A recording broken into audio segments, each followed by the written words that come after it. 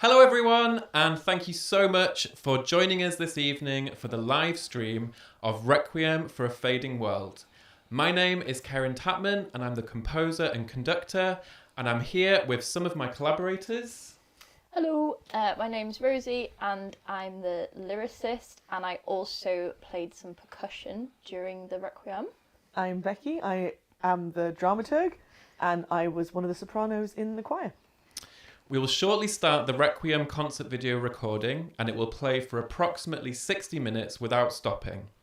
We have decided to include captions for accessibility, but also so you can view all of the lyrics and see Rosie's hard work.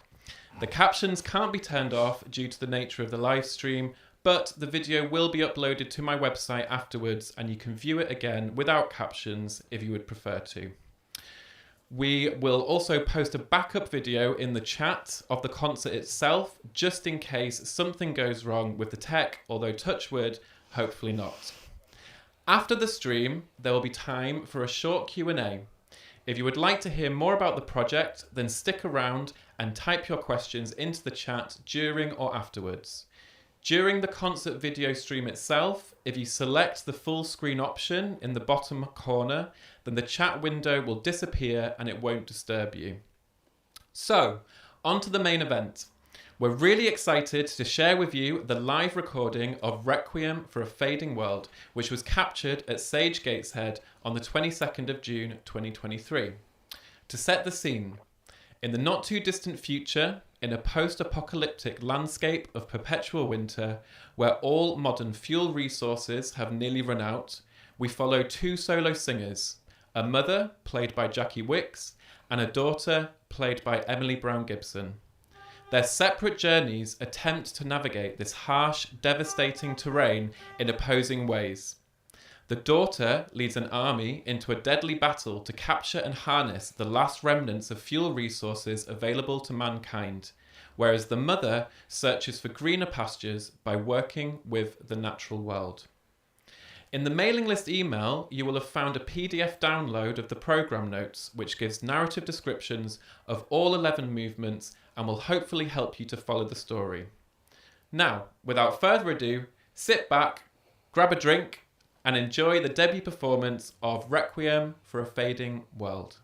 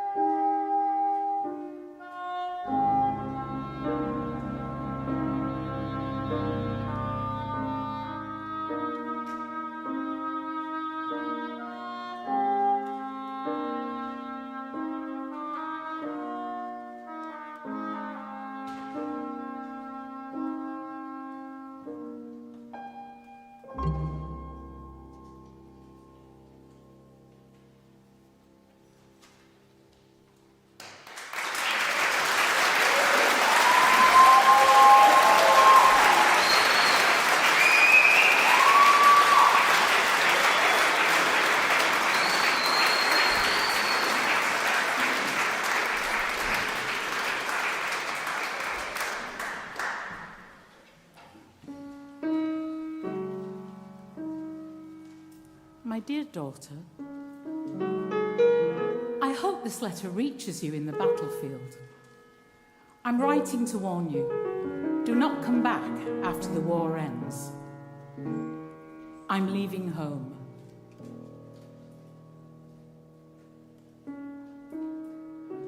You implored me to await your victorious return, promising resources and power to heat the failing farm.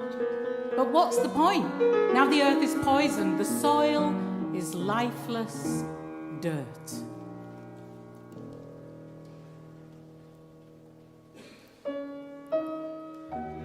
Do you remember how long it's been since we last had successful crops? Some seeds I've been saving since before you were born. In the years since you enlisted, the cold weather has forced a retreat.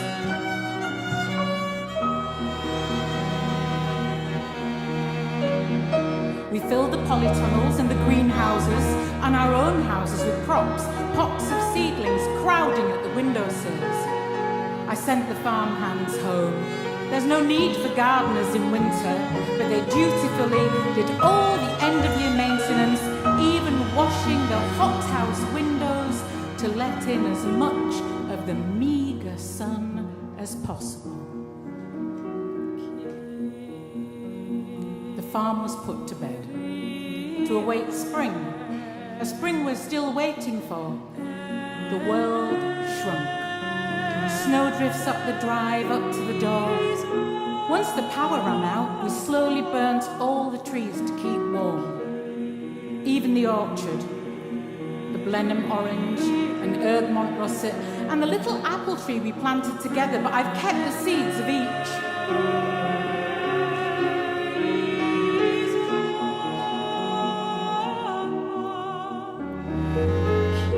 I dream of mustard greens and celebration squash, of sun-gold tomatoes and ink-black potatoes.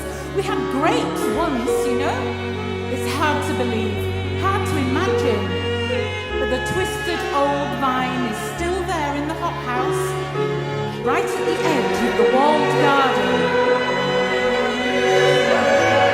This season, not even the weeds have returned. All the little animals and birds have moved south to find food. And in the last weeks, the bears have come down from the North Mountains, driven by hunger. I'll have to follow them. I'm taking my walking stick and my hammock and all of the seeds. I've gone through the rat-proof old cabinets and I've gathered everything. I've just got enough preserves left for one last journey, and I must leave today, or I'll starve, waiting for the end of this pointless war. I'll take the east road down south, looking for land to plant the seeds, and I'll start again. You'll find me where the snow melts. I'll leave a sign. All my love, Mother.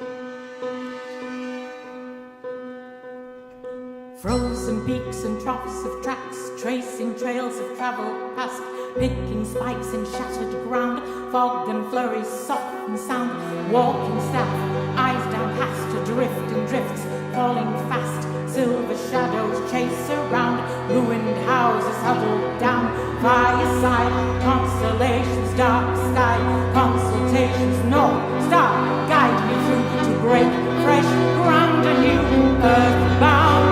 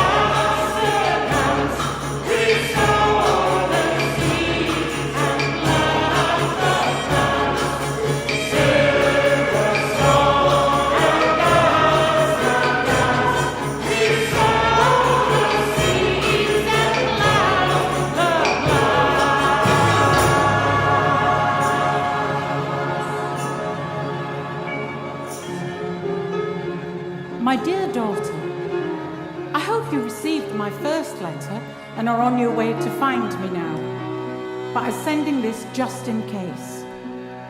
The old rooster isn't the most reliable messenger. I worry about you both out in the waste. I'm sorry I couldn't wait any longer at the farm, but after weeks of walking, I finally found fertile ground to sow the seeds I've been saving. Things are germinating already, but I've kept the apple seeds for us to plant together. I've met many people and animals fleeing the storm and the war, travelling south. We're swapping seeds and trying to cultivate the land. Altogether, we've managed to salvage a lot of tubers, grains, fibre flax, cover crops, beets and beans and brassicas, spelt, durum and April bearded wheat are coming through beautifully. But many larger animals have already starved. The bears from the mountains who I've been following on their journey to find food were the first to fall. Ursus maritium's actos, a symptom and a symbol of the collapsing ecosystem. When will enough be enough? I wish you could let go of the idea that you can save the world with your mission to extract every last scrap of dwindling power. We've gutted the earth. The barren battlefields and wastelands I had to trudge through broke my heart. I still dream of your return.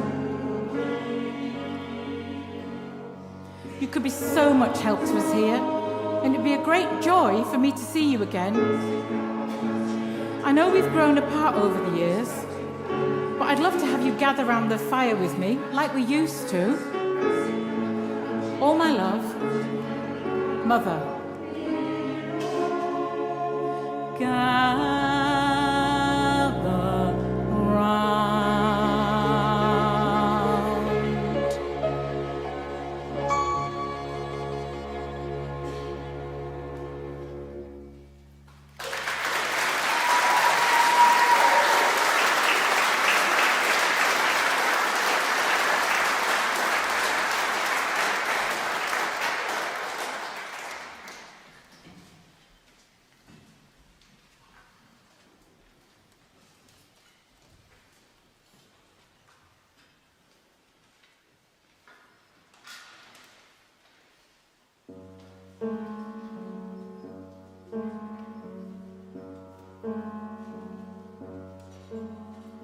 Keep my head above the snow.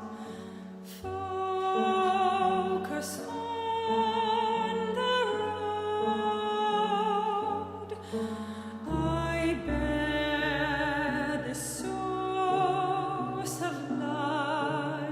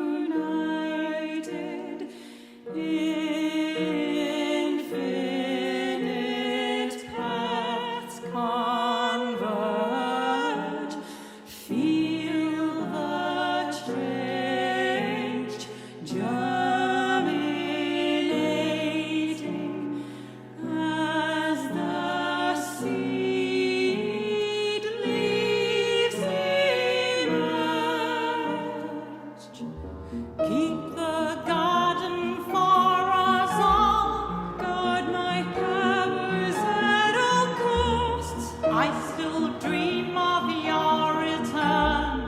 Grieve the futures that we've lost.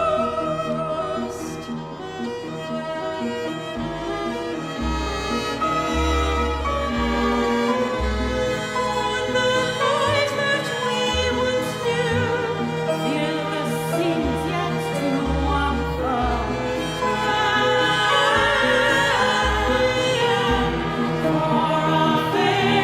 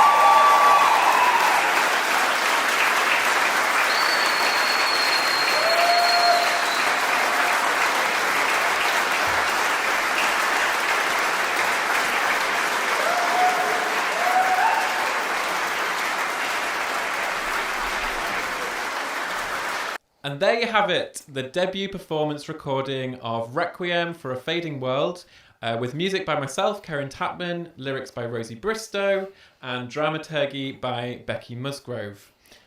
Very shortly, we'll be running a short Q&A where you can ask your questions in the chat if you haven't done so already, and find out more about the project.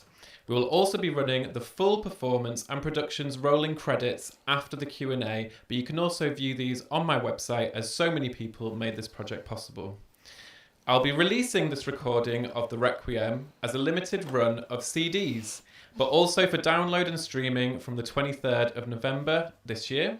However, you can pre-order the album via my Bandcamp page, which we will put the link in the chat to shortly. Pre-orders really help us if you are thinking of buying it. We also collaborated with artist Chris Stewart to produce the first issue of a comic book to accompany the music. This first issue spans the first 2 movements of the Requiem and has been designed by Chris to be read in real time whilst you listen. The comic is available now via my Bandcamp page, but also at Travelling Man stores in Newcastle, Manchester, Leeds and York. So, on to the Q&A. We're going to start with a couple of questions that were emailed in to us before, but please do stick around and put your questions in the chat if you haven't done so already, and we'll do our best to answer them all. So, kicking off with our first question to Becky Musgrove. Becky, what is a dramaturg? Yes, I like that this is the focus. It's not the Requiem. It's like, what's your job? What is a dramaturg? A dramaturg is a fancy word for somebody that leads research and development of a project. So while these guys were being fabulously creative, I would often go away and research things that they needed to know. So like that might be finding pieces of music that they could derive inspiration from, or actively researching the subject that we're writing about, like often eco-politics, obviously climate change, a lot of the stuff that was discussed in it, or lots of biology research, where I came and did lots of plant-based research for you guys. And that was spread around. It depends on who needed what. They would often come to me and say, I need you to find X. I would go and find X. So it meant that you guys could keep working throughout the whole thing. And then I would help with structuring the story, kind of sitting and taking little notes while we were rehearsing to get like another opinion on it. One of my sad bits of my job is it was a bit of a kill your darlings thing where you guys had a million good ideas, and I was like, we only have an hour. We don't have... Like, damn you, Becky. I know. But next time, the tree slugs will return. They will. It's all about the tree slugs. Yeah. No, Stay it was tuned. good. It was good to have an editor. Yeah, it's lots of editing, lots of researching. It's really fun, and like, because I'm very familiar with like musical theatre and operatics and requiems, it was a good combo to have where we could be like, okay, let's mush these together. So yeah, I was overseeing the mushing. Great. Yeah. Great. And the other question we got sent in by email was, what is a requiem? Which I will answer. So a requiem is a mass for the dead. And it's usually found within kind of like standard church kind of repertoire. And it is like a specific set of Latin words that has been set to music over centuries by countless composers, Mozart, Fauré. There's so many settings of the Requiem. And then in the 20th century, it started to kind of be played with a little bit, especially famously by composers like Benjamin Britten, who started interweaving World War I poetry into his Requiem. And the kind of boundaries of what a requiem is kind of started to be a bit broken. And so what we wanted to do with this one was kind of take that a step further and completely remove it from any sort of religious setting, and instead set it in this kind of fantastical science fiction post-apocalyptic world, where the Latin is almost secondary to the English lyrics. But all the way through, the English lyrics by Rosie were very much inspired by the meaning of the Latin text. And yes, requiems are generally quite dramatic and somber, and we thought it was a perfect framework to set this kind of post-apocalyptic end of the world kind of narrative. Yeah. And I think it's important to remember with requiems as well, is they are very uniformed in how they're created. So all the sections of the one that you've just listened to are comprised of pre-existing prayers that would have made up those chapters of a requiem, as it were, which obviously Rosie took and did very cool things with. Yeah. And I have some questions from the chat. Oh yeah. Tell us some chat questions. I will. Don't you worry about that. So first and foremost, what was your favourite movement and why? Do you want to answer Yeah. first, Rosie? So my favourite one to write, well, I really liked all of them, but I think Offertorium was an especially fun one because it was probably the most emotionally dramatic, where the daughter's been on this really long crusade to get this power resource and take it home, and then she finally makes it and finds her house abandoned, and so it's really crushing. And I enjoyed the sort of interplay of the lyrics and the music, so we had a little reprise of the same melody that the mother sings when she leaves the house empty, then happens again but with different lyrics when the daughter finds the empty house. And it's also one of the main parts where I really looked at the translation of what the Latin meant, and in that section it is like super dramatic, and it's all about souls in the apocalypse being judged and sort of almost pleading to be not sent to hell, and it's all about fire and brimstone and hell. So that worked really well in this sort of moment where the daughter is having this big crisis of like, should she let herself be consumed by like her lust for power and the power source.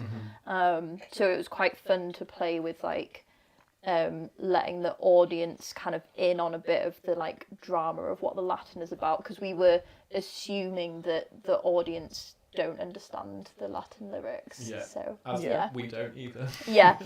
Yeah, a few Latin folk. Yeah. I think actually as a performer, because you did rope me in to play some percussion, I don't know if anybody could spot me running around at the back, I really like the storm because I got to play a giant gong. Yeah, it was quite heavy percussion in the Yeah. storm. I think my favourite is probably Mother's Journey, or Offertorium actually, but I think Mother's Journey because, Jackie and Emily brought both of those pieces to life. But also Mother's Journey for me kind of merged quite a lot of different ideas.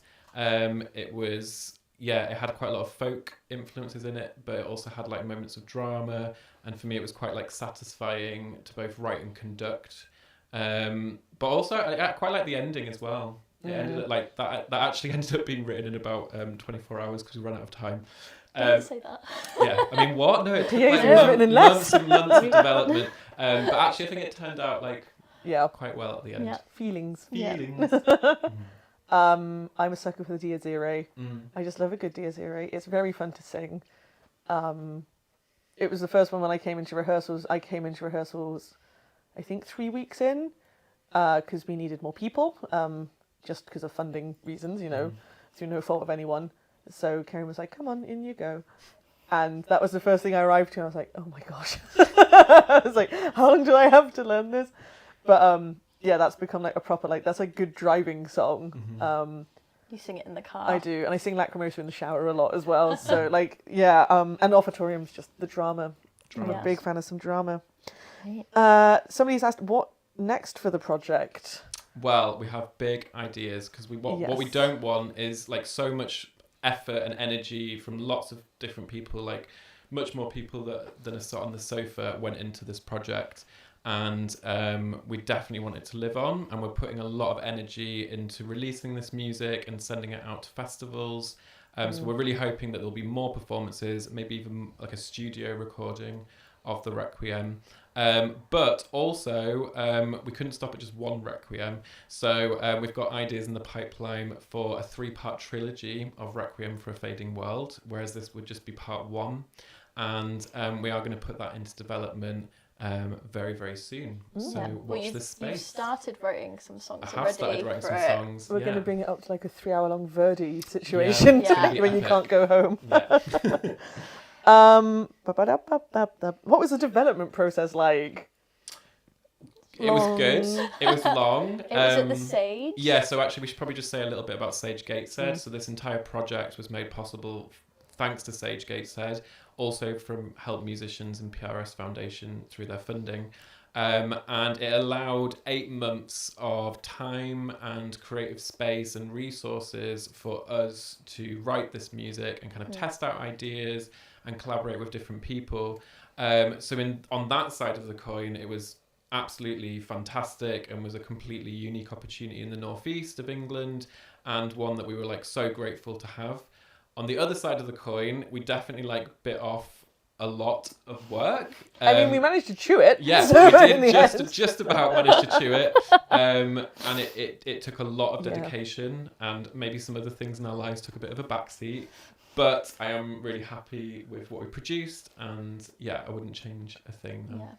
Yeah, I mean, like, you guys, I found you very easy to work with, even when I was like Thanks, Becky. saying no, and I could see that you hated it. For me, it was a really interesting project because it's the first time that I've done lyric writing as a job, whereas normally I just write songs when I happen to feel like it as a sort of hobby, and then once I've got enough of them saved up, I'll be like, oh, now I'll do something with them. But Well, you say that, but you did have a song that you wrote the lyrics for on Ocean's 11, so yeah, that's but also a real job.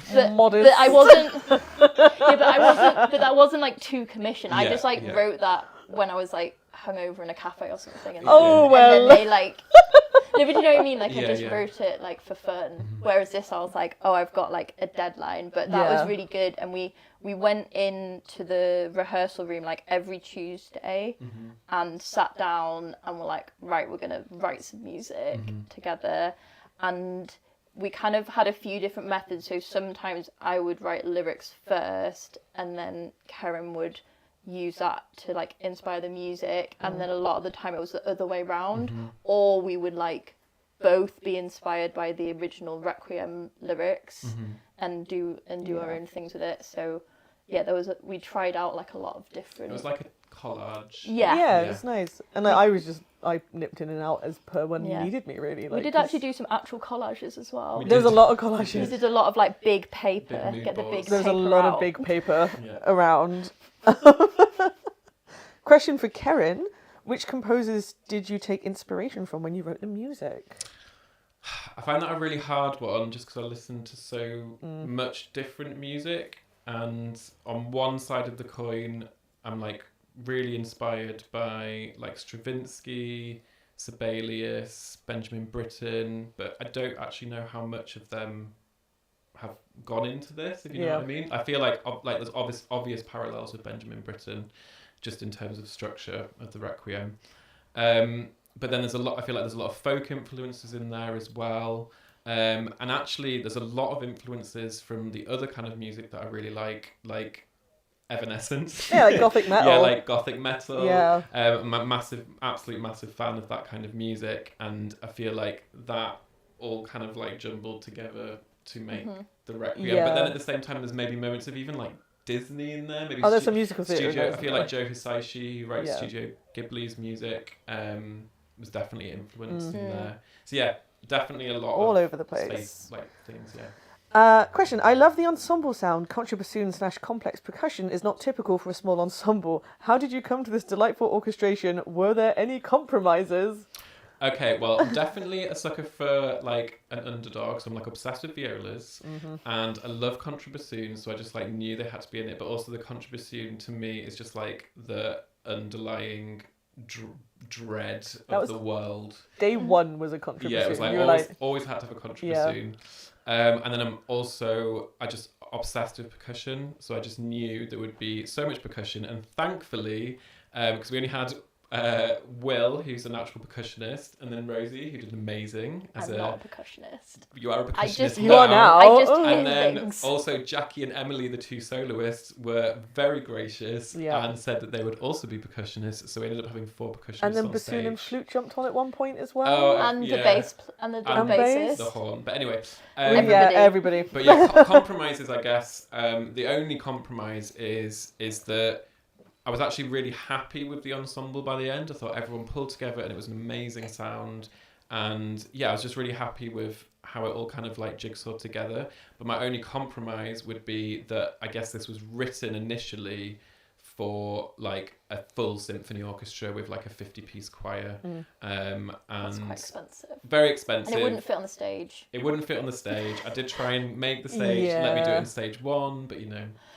We also tried to put stuff on the floor at one point, but we were told. Apparently it's a fire hazard. But anyway, if I was going to do it again with unlimited resources, it would like fill stage 1, I guess. Yeah. I've got one more in here and I've got 2 in the chat. Okay. Great. Cool. So they said, I love the attention to detail and world building and depth in all over the work.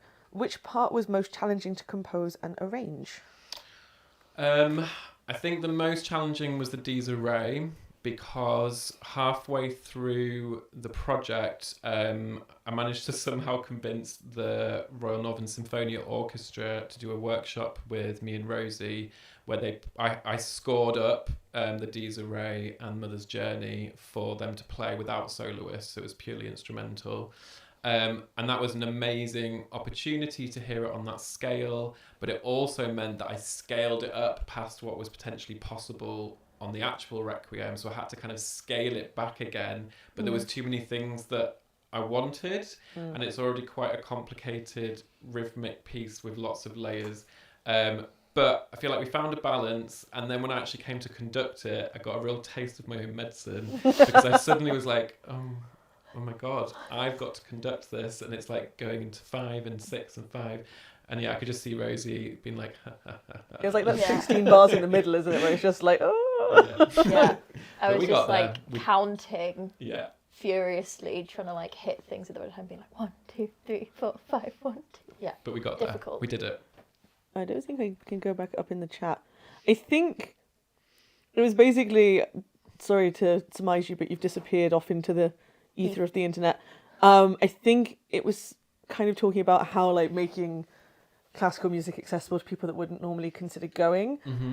Is that something we were kind of going? Like, I know it was something we were going for, but the Yeah. question.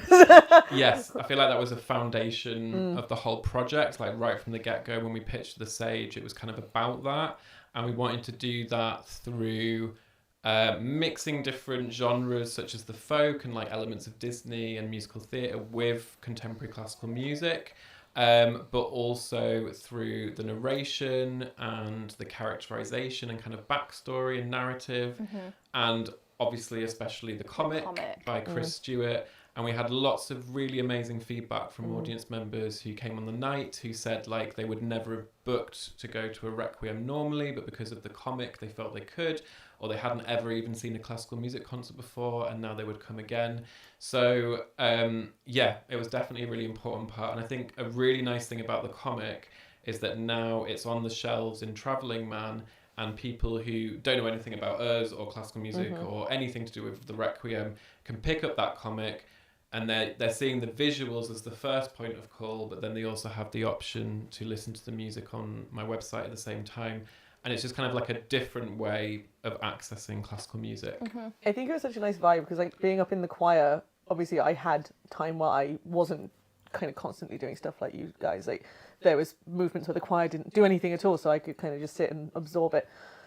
And it was really nice. Like I've been doing classical music, you know, forever, like you.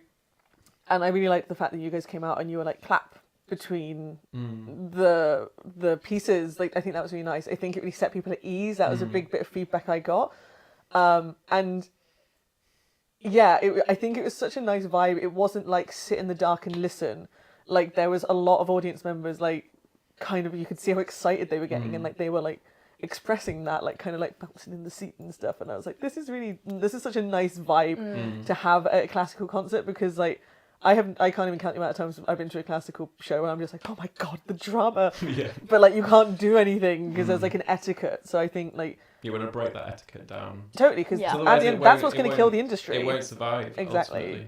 Absolutely. And so the last question from Monday in South Africa, hello.